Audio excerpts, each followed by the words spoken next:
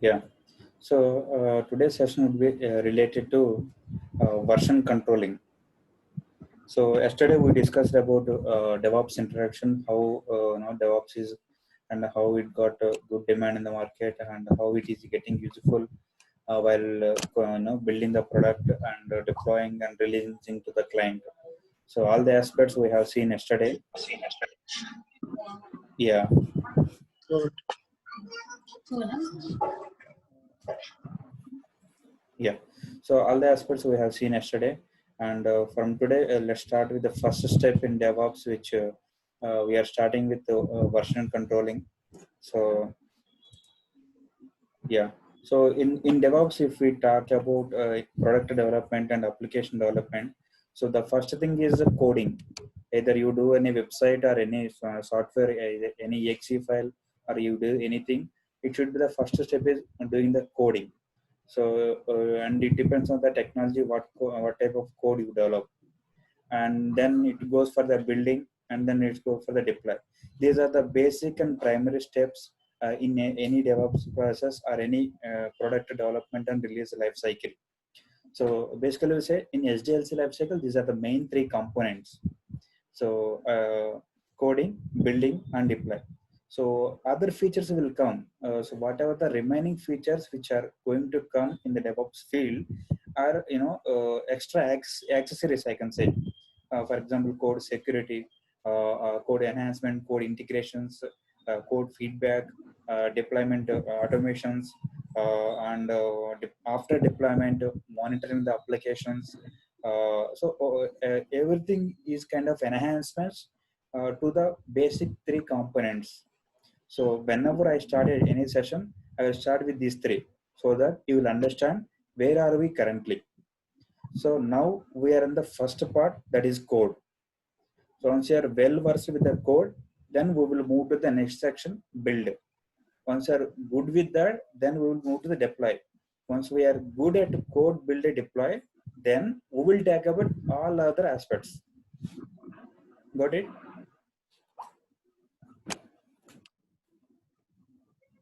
Yeah. So now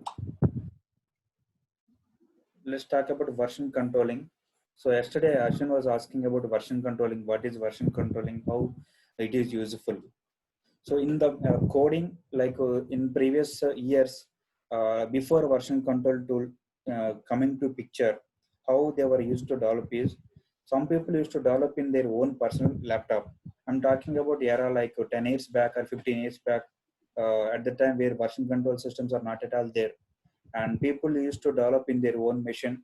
Some code they will develop here, and to transfer that code from one system to another system, they used to do LAN sharing or pen drive sharing or any data transfer methods to transfer the code from one system to other system. That is very big headache in sharing the code which one developer to another developer. If one developer develops some code and the second developer wanted to see the code, it's a very big headache in transferring that code. Some people use the emails, some people use the pen drives, some people use the LAN connectivity. All these ancient days, I can say. So once version control tools came into picture, all these things changed completely. So what I mean to say, these version control tools are able to hold developer code in a centralized location, and it will distribute to each and every developer whoever wants it. For example, developer one developed some code, and if it needs to be available for the developer two, so he can use any one of the existing version control tool and share his code. So that is the main use of version control tools. And the second usage is maintaining the versions. For example, you are doing commits on a hourly basis or a minute by minute, or day by day. So each and every modification which you are doing, will be recorded and stored. So you will not lose any data. You will never lose anything. Even though you delete, it will be still stored as a one version. That means it will keep all the records. Either you delete, either you modify, either you add a new file. every modification, every transaction you do while developing the code, everything will be recorded in the version control tool. We will see how it can be stored in practically in coming sessions. So basically, in the version control tools, there are two main concepts. One is code sharing with other developers. Basically, we can say collaborating with other teams in sharing the code. That is the one major aspect. Second one is maintaining history of versions. Who modified the code? What modification they have done? If they even if they delete also, it will be stored in a version control tool. So I can give one example. Before version control tool, like if, consider 15 years or 20 years back, if some person is changing the company and he will delete some of the code which he developed because of some angry on the company, and he moved to different company. Now the entire company has to struggle to develop the same code because that person is deleted and he left the company, so no one knows where he stored. It is the worst case such situation happen. So that is also one of the reason to develop these version control tools. I'll pause here and see if you have any questions.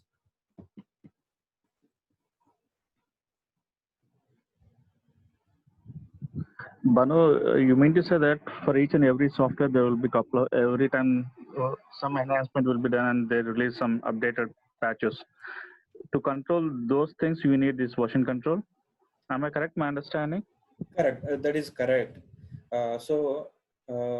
Each and every modification, what I mean to say, if you open a notepad, if you type Rakesh, and in the second line, if you type Venu, and if in the third line, if you type Ashwin, and in some point of time, if you delete all these three, so all these things are considered as transactions, and each and every transaction is stored in the version control tools. So in the first version, you have written, Rakesh, Venu, and then Ashwin. In the second version, you deleted Ashwin. In the third version, you deleted all the names. So each and every version is recorded. So if you wanted to go to the first version, you can go. Second version, you can go. Third version, you can go. So whichever version you can go, that is your choice. So you can retrieve deleted data, modified data, or original data. Everything you can retrieve from this software. These are called version control tools. Just one more doubt. It means that they develop the application in this version control tool using this tool, or why? Because how would we know that, as you said, like 3 names are there, later I'll delete 2 names. How is that saved in this version control? Yeah, that storage mechanism will be handled by these version control tools. So you need to focus on what code you actually need to make the product delivery aspects, product to make the product functionality, to meet the production functionality. So you should do the right modification which are compatible for your product or application. The storage mechanism in turn handled by version control tools. Okay, whenever we enhancing some software, even simultaneously this application or whatever it may be, version control will be on, so that whatever the changes that we do, it will capture it. Correct. Am I correct? Correct. Yes. We will do that practically in coming slides. Okay. Okay. Fine. Yeah. On to the next one. Banu. Yeah. Sure. So I have a follow-up here. Yeah. Developers develop the code, okay, in their own system. Okay. They code something, and end of the day they will commit. Okay. Okay. Once they commit, it will create one version. Okay. On top of his name only, right? Yes. Yes.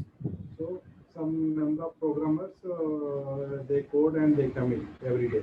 Yes. So yes. every day it will create backup and versions, updated versions. It will create automatically. Correct. Okay. Correct. So where do we need here actually? So already they are doing, they are committing. Already versions are created. Very good question. Yeah. And even deployment also, even the build side also, they are doing right. They also know everything. So Yeah. where do we know we have to do what? Yeah, as I said yesterday, so developer scope should be only for developing, so that they can improve their productivity.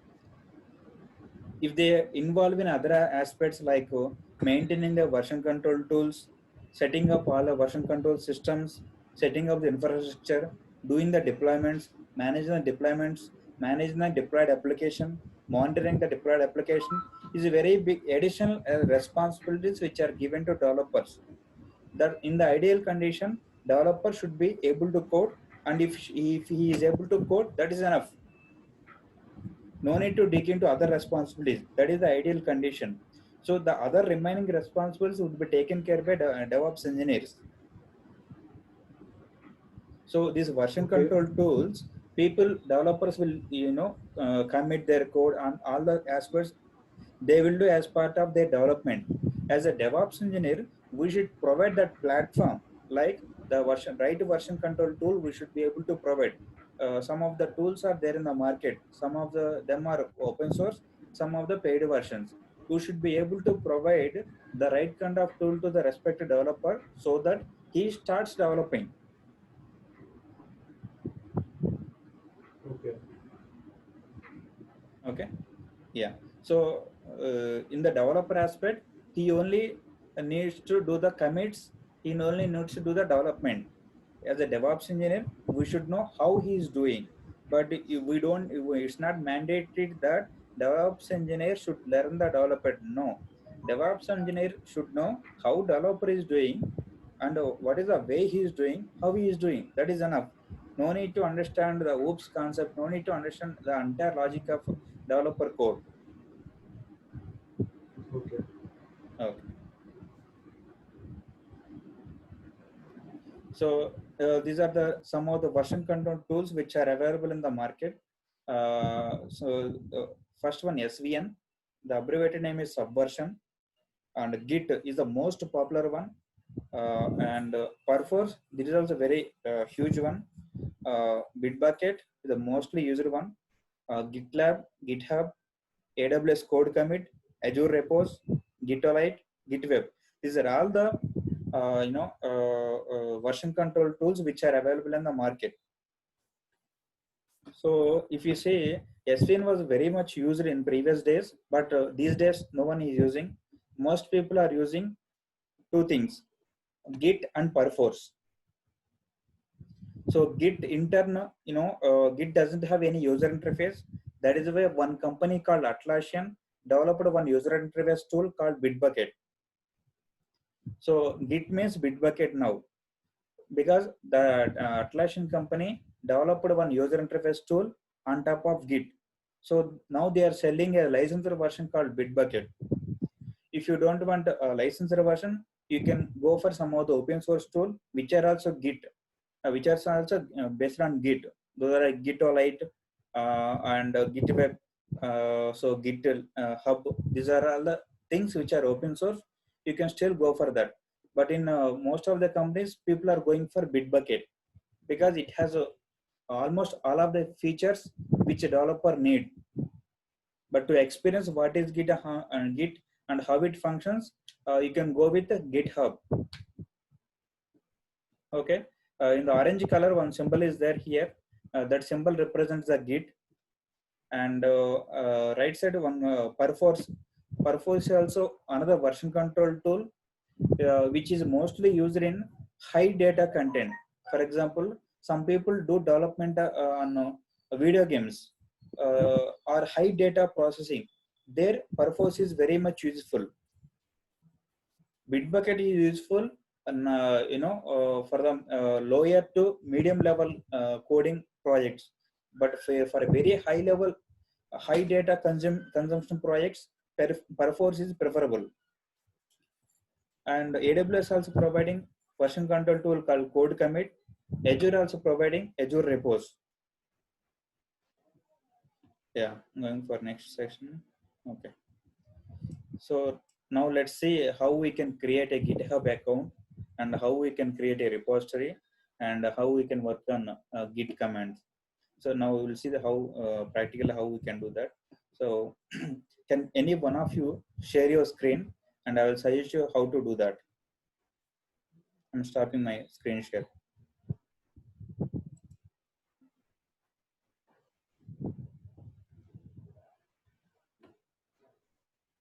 Rakesh, someone can share a screen.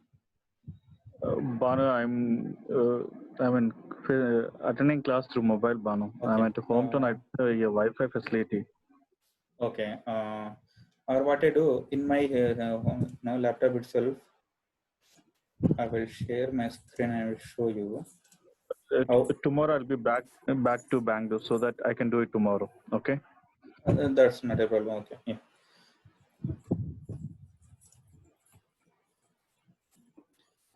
So people who has a facility, they can open Google Chrome and type github.com.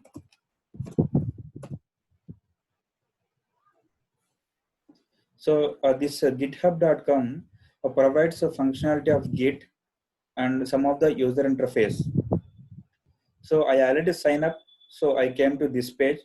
You can give your email ID and set up some password so that you come to this page. Okay. So this is the user interface for Git. So GitHub website also developed on top of Git. Git is open source tool, and on top of that, these people developed these, websites. So here you can see plus symbol. The plus symbol, click on the new repository.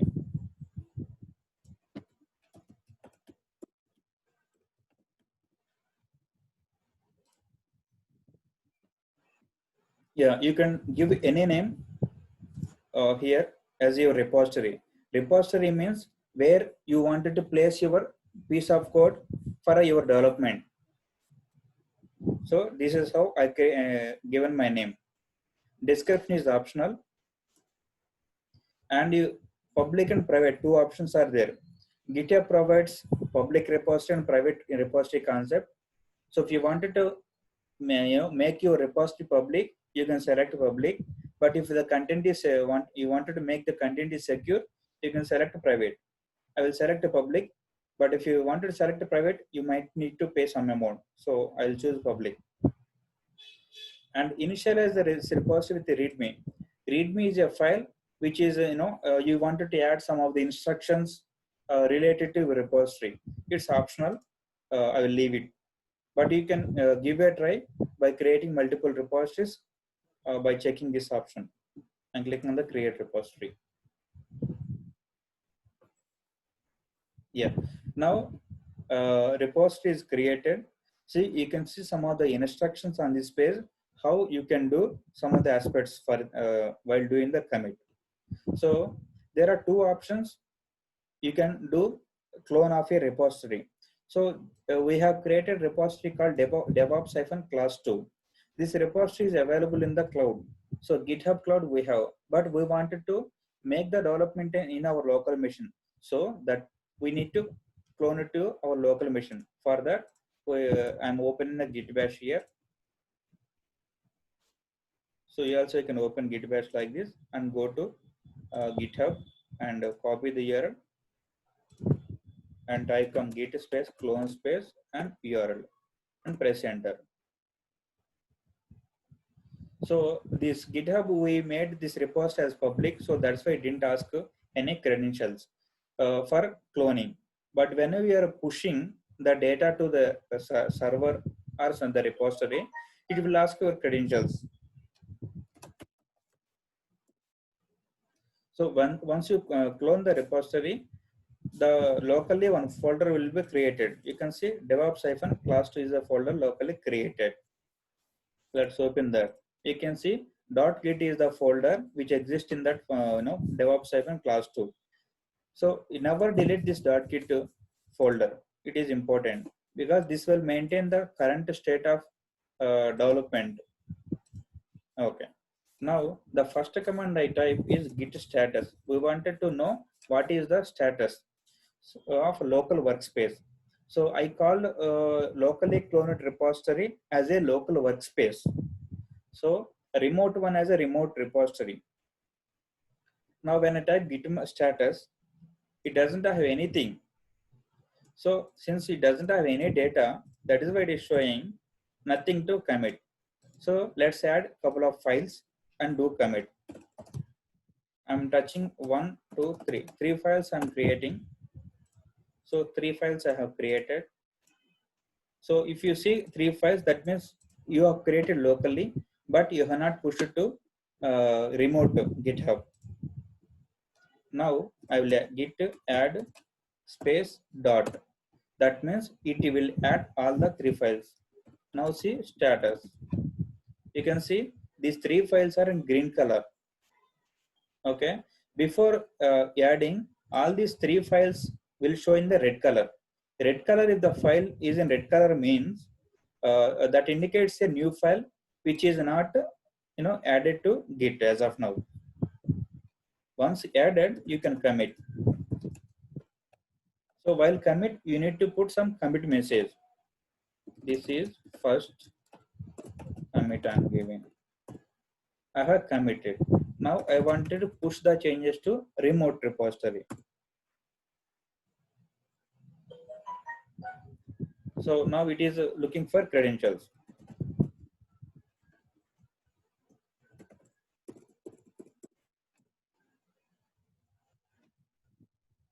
It is asking for password. Once you give the right credentials, it will push the data to remote repository. So now if you type git status in the local, nothing to commit because all the files are added and pushed to the remote repository.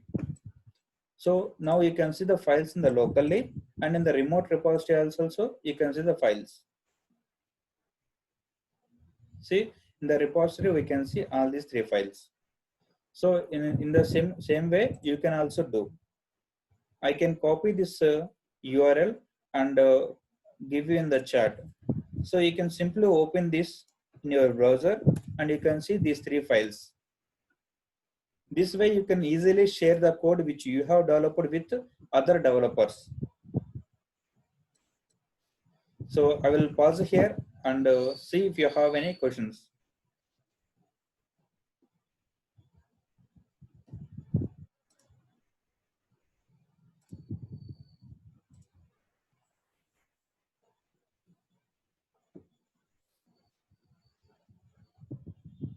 Yeah. Okay. Ashwin, Rakesh, Venu, do you have any questions? Banu, it means that here we are developing in GitHub some software, right? Or Yes. any coding we are doing it. Correct. Am I correct? Yes, correct. Oh, okay. In this case, where this version control comes into the picture? Yes, the right question. So now we have committed 2 minutes back. So if you see the content of the file, it doesn't have any content because we didn't add anything. Okay, let's add some content and push. So at the time we will understand what is version controlling. So you can do. Okay. I opened the file with Notepad++, added some content like Rakesh, and saved it. I'll see git status. I see this file is one file is modified. I will add. I have added.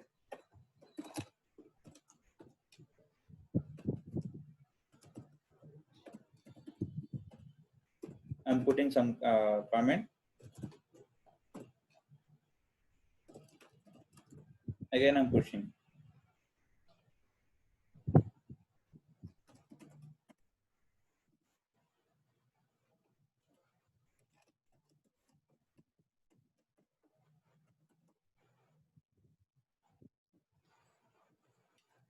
So the data is pushed to GitHub again. Let's see the status. So nothing is there. And I can run the command git log. If you see in the git log, log means it will provide how many revisions are there and what modifications it has done. You can see it has 2 commits. This is the one commit, this is the another commit. In the first commit, this is the commit message we have given. This is the second commit, this is the commit message we have given. And my name is displayed here, my email ID displayed here, and date and timestamp also displayed here. Okay, so I will show you the commits here. I'll refresh the page once.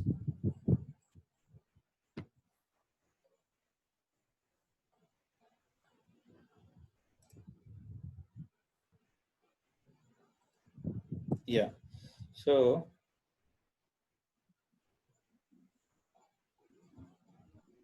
if you see here, the first file is changed 1 minute ago. The other two files are changed 4 minutes ago. Okay, let's see the history as you asked. Like if you open the file, you can see Rakesh name is added, and you can see the Yeah. history should be here. Okay, let me see that.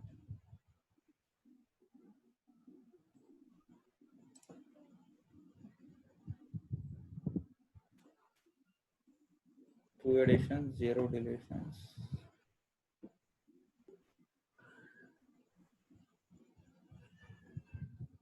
Okay, in the GitHub, we are not able to see the history, but we are able to see the modifications.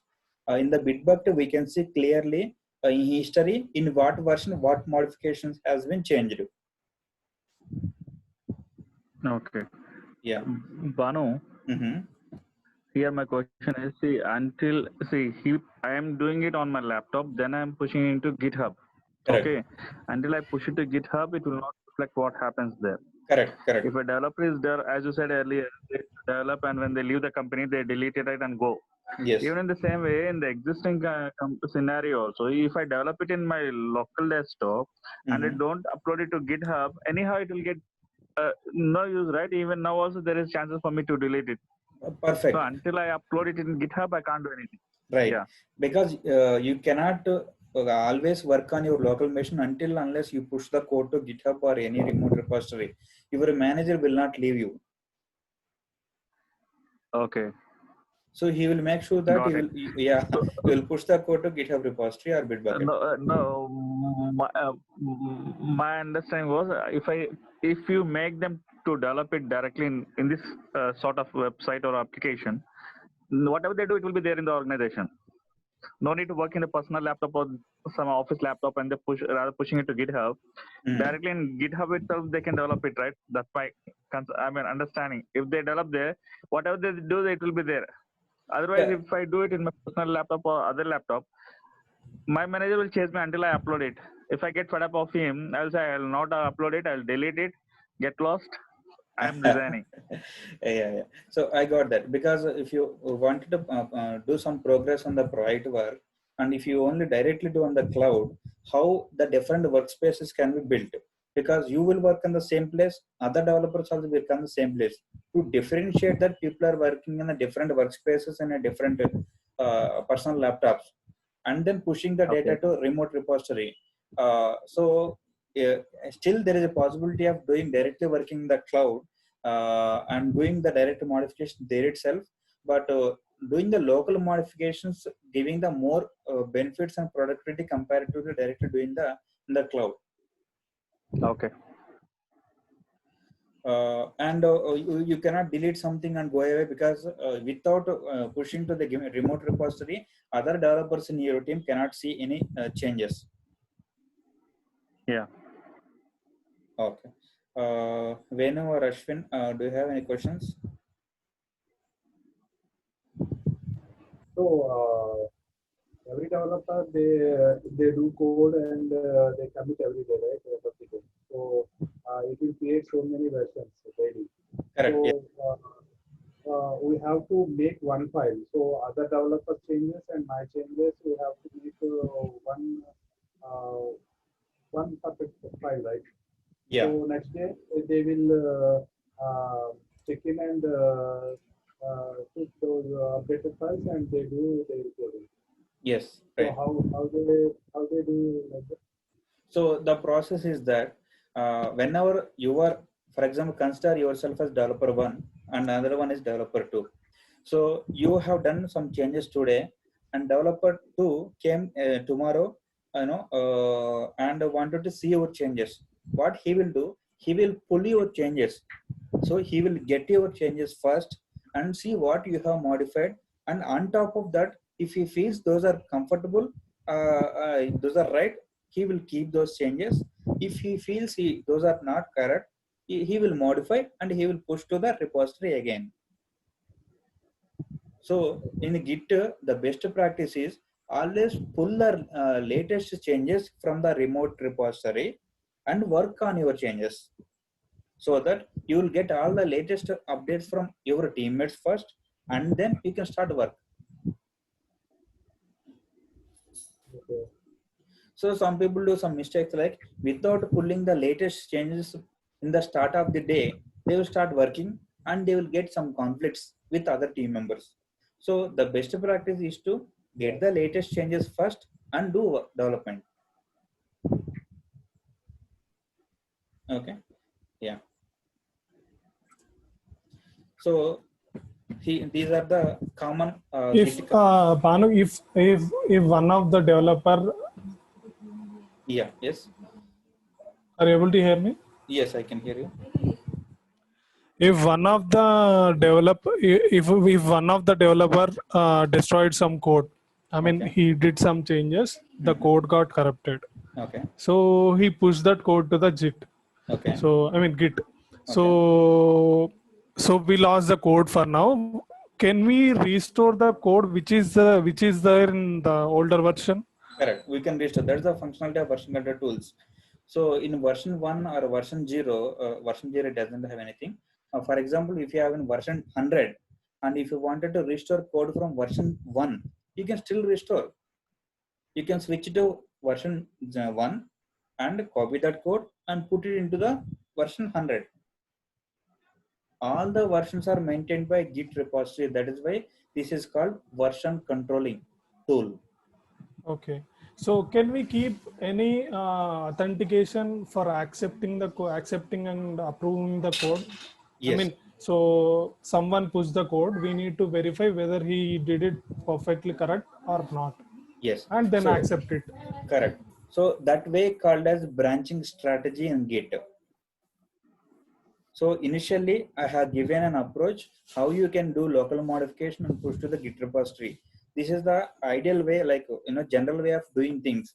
But to put more controls on people, to restrict damaging some of the things, people come up with some of the strategies. So that strategy is called branching strategy. I will explain that. So in the screen you can see some of the common Git commands.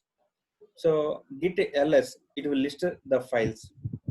Git status, it will show current status of the workspace. Git commit, it commits the data locally, but it will not commit to the remote repository. Git push, it will push locally committed changes to remote repository.